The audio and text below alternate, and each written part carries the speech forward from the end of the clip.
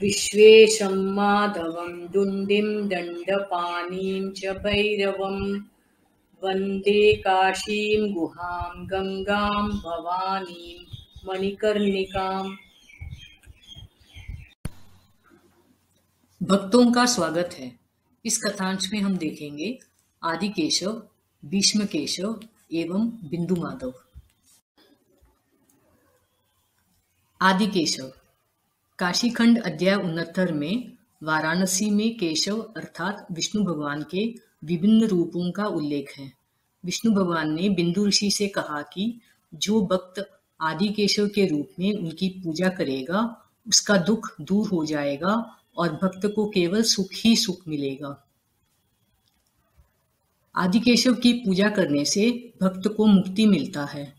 आदि केशव ने वरुणा गंगा संगम पर संगमेश्वर लिंग की स्थापना की और भगवान भक्तों को मोक्ष प्रदान करते हैं।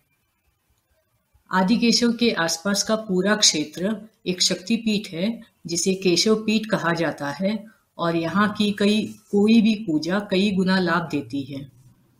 आदि केशव राजघाट किले में स्थित है।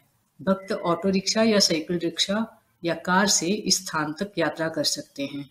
मंदिर सुबह और शाम को खुला रहता है। भीष्म केशव। काशीखंड के अनुसार वृद्धकालेश्वर के आसपास भीष्म केशव को पाया जा सकता है।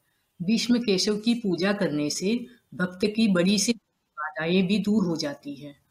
भीष्म केशव मृत्युंजय महादेव मंदिर परिसर में वृद्धकालेश्वर लिंग के निकट स्थित है। यह पूजा स्थल सर्वत्र खुला रहता है। यह मंदिर कृतिवासा शक्तिपीठ के दायरे में आता है और किसी भी सामान्य पूजा से कई लाभ प्राप्त होंगे। बिंदु माधव। काशीखंड के अनुसार विष्णु भगवान एक अत्यंत दुबले पतले ऋषि के पास आए जो पंचनद तीर्थ वर्तमान में पंचगंगा घाट के पास तपस्या कर रहे थे। ऋषि जिनका नाम अग्निबिंदु था उन्हें तुरंत पता चल गया कि यह विष्णु भगवान है और उन्होंने भगवान की स्तुति गाना शुरू कर दिया और विष्णु भगवान ने ऋषि से कोई दिव्य वरदान मांगने के लिए कहा। ऋषि ने अनुरोध किया कि भगवान विष्णु हमेशा पंचनद तीर्थ के पास उपलब्ध रहे और उन्हें ऋषि के नाम से जाना जाए।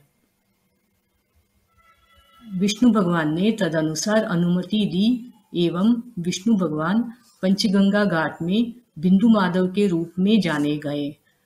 भगवान ने कहा कि काशी एक पुण्य क्षेत्र है और भक्त काशी में रहकर कई तरह की सिद्धियां प्राप्त कर सकते हैं।